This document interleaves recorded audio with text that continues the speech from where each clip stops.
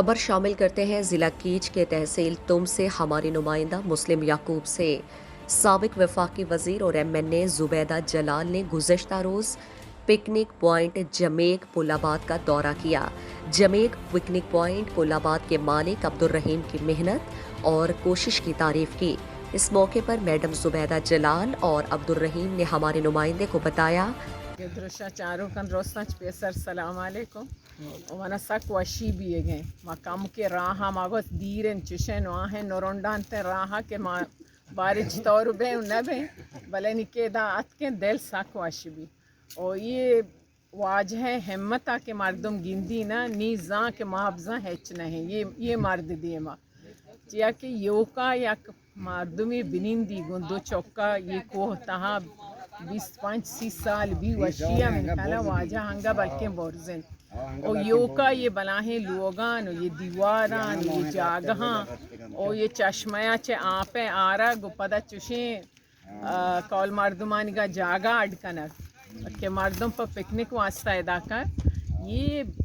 ہمیں چیا چے تو زانے کہ انسان اگر لوٹی چیزیں بکاں یا میدانی توکا یا ویرانی جاگی توکا انسان تو کا اللہ تعالیٰ ہمیں قوت داتا اور ہمیں ہمت داتا کہ ماشاءاللہ یہ میں درستان دیما یا ثبوت مزنی دل سک وشیں اور اللہ تعالیٰ واجہ ہنگا ہمت بدنتے اور واجہ گوما ملاقات سکیں وشیں ملاقات اور معاشمہ وط گندگائیں کہ ماشاءاللہ یہ کوہ یہ ڈان یہ ڈگار بلوچستان وطیہ خوبصورتی ہے قرآن وطیہ خوبصورتی ہے بس انسان کام و ہمت بکنتے انسان دومی اشیں کے واجہ ہنی کے مطالبہ تا ماشاءاللہ یہ لوگ ہے شیعہ لوگ کم سے کم آڈ بکم بدا یا کہ موٹر سائیکلیں یا کہ سولریں انشاءاللہ تعالی